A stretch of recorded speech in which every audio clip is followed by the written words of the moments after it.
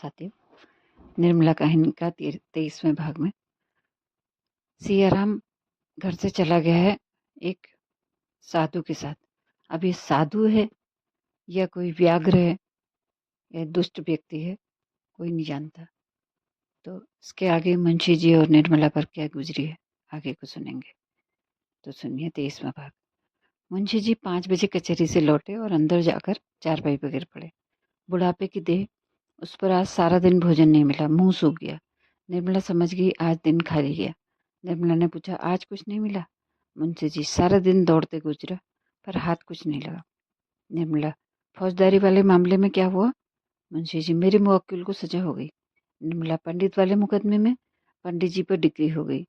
निर्मला, आप तो कहते थे कि दावा खारिज हो जाएगा। मुंशी जी, कहता तो था और अब भी कहता हूँ कि दावा खारिज हो जाना चाहिए था, मगर उतना सिरमगज कौन करे। निर्मला, और सिर वाले दावे में? मुंशी जी, उसमें भी हार हो गई। निर्मला, तो आज आप किसी अभागे का मुंह देख कर उठे थे। मुंशी जी से अब काम बिल्कुल नहीं हो सकता था। एक तो उनके पास मुकदमे आते ही नहीं थे और जो आते थे वो बिगड़ जाते थे, मगर अपनी असफलताओं को निर्मला से छिपाते रहते थे। जिस दिन कुछ हाथ न लगता उस दिन किसी से 2-4 रुपए उधार लाकर निर्मला को दे देते। प्राय सभी मित्रों से कुछ न कुछ ले चुके थे। आज वह डौल भी न लगा। निर्मला ने चिंतापूर्ण स्वर में कहा, आमदनी का ये हाल है तो ईश्वरी मालिक है। उस पर बेटे का यह हाल है कि बाजार जाना मुश्किल है। भूंगी से ही सब काम कराने को जी चाहता है। घी लेकर 11 बजे लौटा, कितना कहकर हार गई कि लकड़ी लेते आओ, पर सुना ही नहीं। मुंशी जी, तो खाना नहीं पकाया? निर्मला, अब ऐसी ही बातों से तो आप मुकदमे हारते हैं। ईंधन के बिना किसी ने खाना बनाया है कि मैं ही बना लेती। मुंशी जी, तो बिना खाए कुछ खाए ही चला गया। निर्मला, घर में और क्या रखा था जो खिला देती? मुंशी जी ने डरते डरते कहा, कुछ पैसे वैसे नहीं दिए। निर्मला ने भौहें सिकुड़ के कहा, घर में पैसे फलते हैं ना? मुंशी जी ने कुछ जवाब नहीं दिया।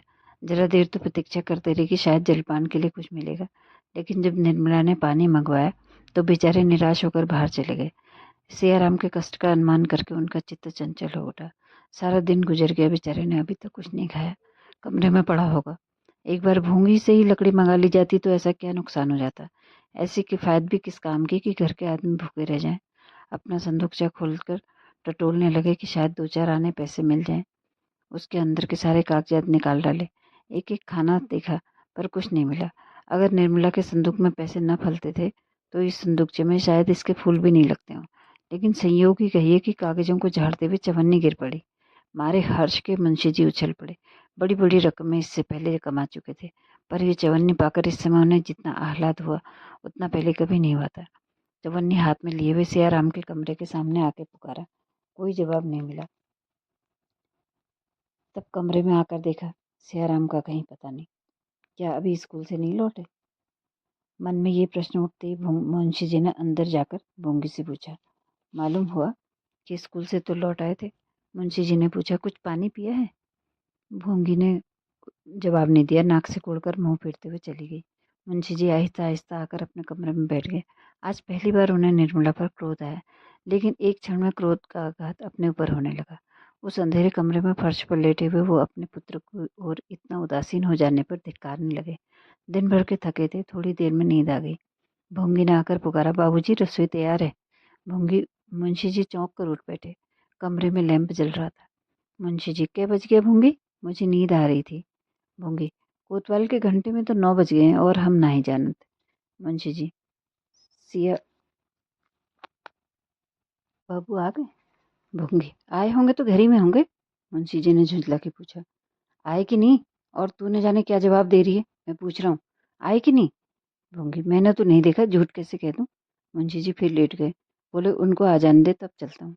आधा घंटे तक घर की ओर आंखें लगाकर लेटे रहे। तब वो उठकर बाहर आए और दाहिने हाथ कोई 2 फलांग तक चले। तब लौटकर द्वार पर आए और पूछा, सिया बाबू आ गए?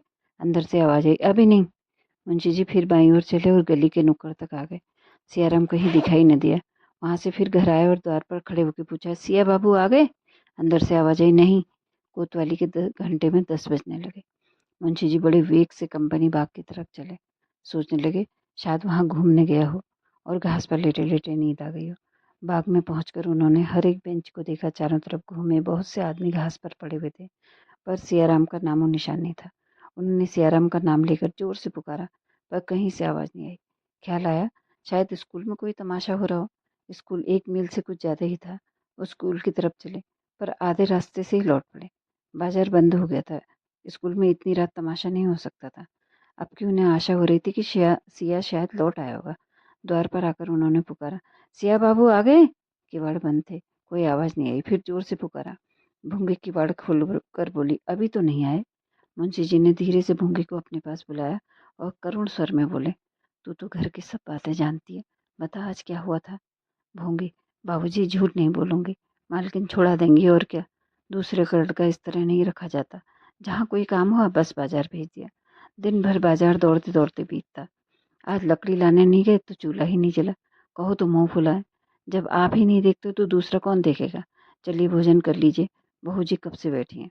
मुंशी जी, कहते इस वक्त नहीं खाएंगे। मुंशी जी फिर अपने कमरे में चले गए और लंबी सांस ली। वेदना से भरे हुए ये शब्द उनके मुंह से निकल पड़े, ईश्वर, क्या अभी दंड पूरा नहीं हुआ? क्या इस अंधे की लकड़ी को हाथ से छीन लोगे? निर्मला ने आकर कहा, आज सियाराम अभी तक नहीं आए। कहती रही कि खाना बनाए देती हूँ, खा लो, मगर न जाने कब उठकर चल दिए, जाने कहाँ घूम रहे। बात तो सुनते ही नहीं। अब कब तक इनकी राह देखा करूँ? आप चलकर खा लीजिए, उनके लिए खाना उठाकर रख दूंगी। मुंशी जी ने निर्मला की ओर कठोर नेत्रों से देख के कहा, अभी कै बजे होंगे? निर्मला, क्या जाने, 10 बजे होंगे। मुंशी जी, जी नहीं, 12 बजे हैं। निर्मला, 12 बज के? इतनी देर तो कभी नहीं करते थे। तो अब कब तक उनकी राह देखोगे? दोपहर को भी कुछ नहीं खाया था। ऐसा सैलानी लड़का मैंने नहीं देखा। मुंशी जी, तुम्हें बहुत दिक करता है, क्यों? निर्मला, देखिए ना, इतनी रात हो गई और घर की सुधी नहीं। मुंशी जी, शायद ये आखिरी शरारत हो। निर्मला, कैसी बातें मुंह से निकालते हैं। जाएंगे कहाँ? किसी यार दोस्त के यहाँ पड़ रहे होंगे। मुंशी जी, शायद ऐसा ही हो, ईश्वर करे ऐसा ही हो। निर्मला, सवेरे आएंगे तो जरा तंबीह कीजिए। मुंशी जी, खूब अच्छी तरह करूंगा। निर्मला, चलिए खा लीजिए, बहुत देर हुई। मुंशी जी, सवेरे उसकी तंबीह करके ही खाऊंगा। कहीं ना आया तो तुम्हें ऐसा ईमानदार नौकर कहाँ मिलेगा। निर्मला ने ऐंठ के कहा, तो क्या मैंने भगा दिया? मुंशी जी, नहीं, ये कौन कहता है तुम उसे क्यों भगाने लगी? तुम्हारा तो काम करता था, शामत आ गई होगी। निर्मला ने और कुछ नहीं कहा। बात बढ़ जाने का भय था। भीतर चली आई, सोने को भी नहीं कहा। जरा देर में भोंगी ने अंदर से किवाड़ भी बंद कर दिए। क्या मुंशी जी को नींद आ सकती थी? 3 लड़कों में केवल एक बचा था, वो भी हाथ से निकल गया तो फिर जीवन में अंधकार के सिवा और क्या है। कोई नाम लेने वाला भी न रहेगा। हाँ, कैसे कैसे रत्न हाथ से निकल गए। मुंशी जी की आंखों से अश्रुधारा बह रही थी। तो कोई आश्चर्य है? उस व्यापक पश्चाताप, उस सघन ग्लानि, तिमिर में आशा की एक हल्की सी रेखा उन्हें संभाले हुए थी। जिस क्षण ये रेखा लुप्त हो गई, ओह, क्या हो सकता था? कौन कह सकता था उन पर क्या बीतेगी? उनकी उस वेदना की कल्पना कौन कर सकता है? कई बार मुंशी जी की आंखें झपकी, लेकिन हर बार सियाराम की आहट के धोखे में चौंक पड़ते। सवेरा होते ही मुंशी जी फिर सियाराम को खोजने निकले। किसी से पूछते शर्म आती थी, किस मुंह से पूछें। उन्हें किसी से सहानुभूति की आशा ही नहीं थी। प्रकट न कहकर मन में सब यही सोचते, जैसा किया वैसा भोगो। सारे दिन वो स्कूल के मैदानों, बाजारों और बगीचों का चक्कर लगाते रहे। 2 दिन निराहार रहने पर भी उन्हें इतनी शक्ति कैसे हुई, ये वही जाने। रात के 12 बजे मुंशी जी घर लौटे। दरवाजे पर लालटेन जल रही थी। निर्मला द्वार पर खड़ी थी। देखते ही बोली, कहा भी नहीं, न जाने कब चल दिए, कुछ पता चला? मुंशी जी ने आग्नेय नेत्रों से ताकते हुए कहा, हट जाओ सामने से, नहीं तो बुरा होगा। मैं आप में नहीं हूँ, ये तुम्हारी करनी है। तुम्हारे ही कारण आज मेरी ये दशा हो रही है। 6 साल पहले क्या इस घर की यही दशा थी? तुमने मेरा बना बनाया घर बिगाड़ दिया। तुमने लहलहाते बाग को उजाड़ डाला। केवल एक ठूंठ रह गया है, उसका निशान मिटाकर तभी तुम्हें संतोष होगा। मैं अपना सर्वनाश करने के लिए तुम्हें अपने घर नहीं लाया था। सुखी जीवन को और भी सुखमय बनाना चाहता था।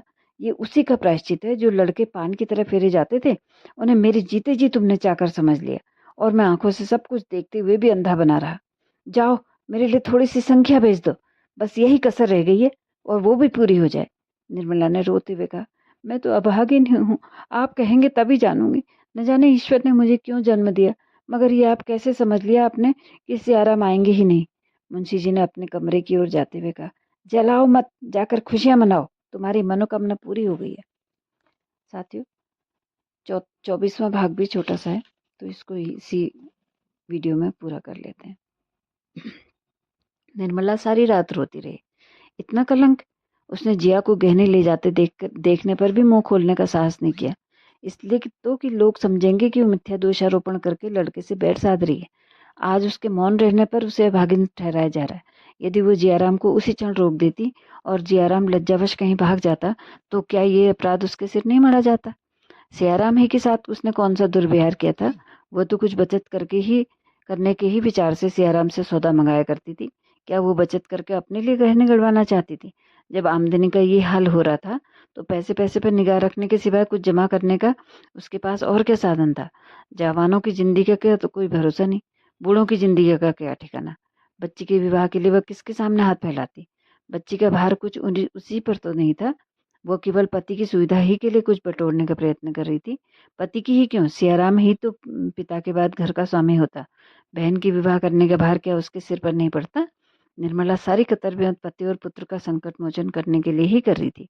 बच्ची के विवाह इस परिस्थिति में संकट के सिवाय और क्या था? पर इसके लिए भी उसके भाग्य में अपयश ही बना था। दोपहर होगी पर आज भी चूल्हा नहीं जला। खाना भी जीवन का काम है, इसकी किसी को सुध ही नहीं थी।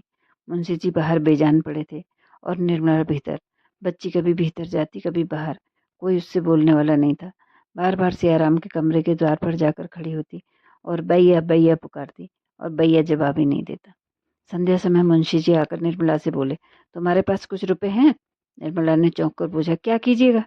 मुंशी जी, मैं पूछता हूँ उसका जवाब दो। निर्मला, क्या आपको नहीं मालूम? देने वाले तो आप ही हैं। मुंशी जी, तुम्हारे पास कुछ रुपए हैं या नहीं? अगर हों तो मुझे दे दो, ना हो तो साफ जवाब दो। निर्मला ने अब भी साफ जवाब नहीं दिया। बोली, होंगे तो घर ही में नहीं होंगे, और कहीं मैंने भेज दिए। मुंशी जी बाहर चले गए। वो जानते थे कि निर्मला के पास रुपए हैं, वास्तव में वे थे भी। निर्मला ने यह भी नहीं कहा कि नहीं है या मैं नहीं दूंगी, पर उसकी बातों से प्रकट हो गया कि वो देना नहीं चाहती थी। 9 बजे रात को मुंशी जी ने आकर रुक्मणी से कहा, बहन, मैं जरा बाहर जा रहा हूँ, मेरा बिस्तर भूंगी से बंधवा देना और ट्रंक में कुछ कपड़े रखवा कर बंद कर देना। रुक्मणी भोजन बना रही थी। बोली, बहू तो कमरे में है, कह क्यों नहीं देते? कहाँ जाने का इरादा है? मुंशी जी, मैं तुमसे कहता हूँ, बहू से कहना होता तो तुमसे क्यों कहता? आज तुम क्यों खाना पका रही हो? रुक्मणी, कौन पकाए? बहू के सिर में दर्द हो रहा है। आखिर इस वक्त कहाँ जा रहे हो? सवेरे चले जाना। मुंशी जी, इस तरह टालते टालते तो आज 3 दिन हो गए। इधर उधर घूम घाम कर देखूं, शायद कहीं सियाराम का पता मिल जाए। कुछ लोग कहते हैं कि एक साधु के साथ बातें कर रहा था, शायद वही कहीं बहका ले गया हो। रुक्मणी, तू लौटोगे कब तक? मुंशी जी, कह नहीं सकता, हफ्ता भर लग जाए, महीना भर लग जाए, क्या ठिकाना। रुक्मणी, आज कौन दिन है? किसी पंडित से पूछ लिया यात्रा है कि नहीं? मुंशी जी भोजन करने बैठे। निर्मला को इस वक्त उन पर बड़ी दया आई। उसका सारा क्रोध शांत हो गया। खुद तो नहीं बोली, बच्ची को जगाकर चुमकारती हुई बोली, देखते रे बाबूजी कहाँ जा रहे हैं, पूछ तो। बच्ची ने द्वार पर झांक कर पूछा, बाबूजी कहाँ जाते हो? मुंशी जी, दूर जाता हूँ बेटी, तुम्हारे भैया को खोजने जाता हूँ। बच्ची ने वहीं से खड़े खड़े कहा, अम्बित लेंगे। मुंशी जी, बड़ी दूर जाते हैं, तुम्हारे वास्ते चीजें लाएंगे, यहाँ क्यों नहीं आती? बच्ची मुस्कुराकर छिप गई और एक क्षण में किवाड़ से सिर निकाल कर बोली, हम भी तलेंगे। मुंशी जी ने उसी सुर में कहा, तुमको नहीं ले तलेंगे।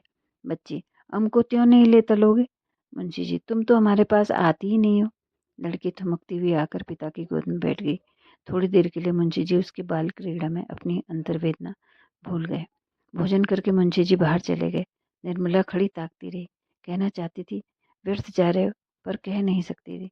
कुछ रुपए निकाल कर देने का विचार करती थी, पर दे नहीं सकती थी। अंत को रहा नहीं गया। रुक्मणी से बोली, दीदी जी जरा समझा दीजिए, कहाँ जा रहे हैं? मेरी जबान पकड़ी जाएगी, पर बिना बोले रहा नहीं जाता। बिना ठिकाने कहाँ खोजेंगे? व्यर्थ हैरानी हो गई। रुक्मणी ने करुणासूचक नेत्रों से देखा और अपने कमरे में चली गई। निर्मला बच्ची को गोद में लिए सोच रही थी, शायद जाने से पहले बच्ची को देखने या मुझसे मिलने के लिए आए, पर उसकी आशा विफल हो गई। मुंशी जी ने बिस्तर उठाया और तांगे पर जा बैठे। उसी वक्त निर्मला का कलेजा महसूसने लगा। उसे ऐसा जान पड़ा कि अब इनसे भेंट नहीं होगी। वो अधीर होकर द्वार पर आई कि मुंशी जी को रोक लें, पर तांगा जा चुका था। तो ये था साथियों 24वां भाग भी। बताइएगा अवश्य कि कैसा लगा। नमस्कार।